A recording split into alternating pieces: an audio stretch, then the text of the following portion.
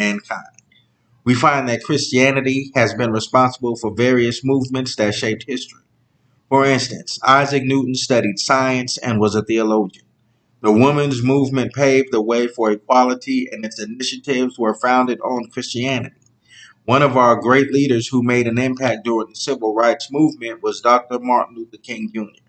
He stood for peaceful interactions between white and black people.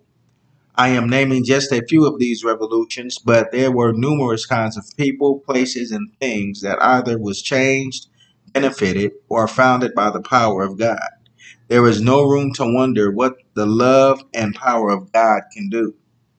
Therefore, what would humankind do without the power and love of God? The earth would be desolate. It would be lost and uncouth.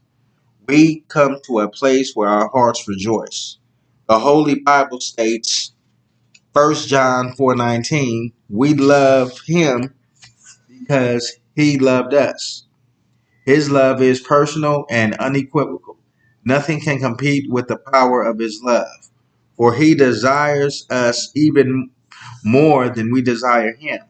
Sharing his affections with mankind is a part of God's nature. What are God's, Jesus, and the Holy Spirit's characteristics? God is merciful, faithful, loving, peaceful, gentle, joyous, slow to anger, having humility, kind, compassionate, and patient.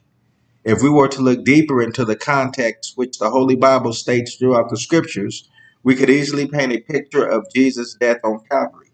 For example, he is our mediator and lawyer. When Jesus died, he pardoned our sin.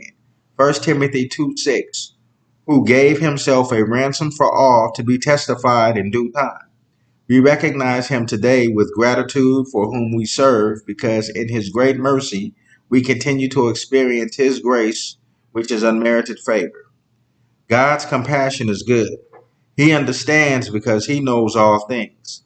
When Mary began to worship Jesus by using her oil, he accepted her and didn't condemn her. She poured the oil out of her alabaster box and washed his feet with her tears. She was a prostitute, but he understood her condition. John 12:3. Then took Mary a pound of ointment of spikenard, very costly, and anointed the feet of Jesus, and wiped his feet with her hair. The house was filled with the odor of the ointment.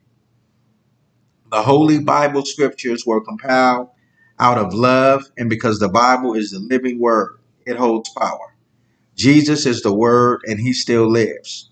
We have seen and discussed the characteristics of Jesus and pondered upon the true nature of God.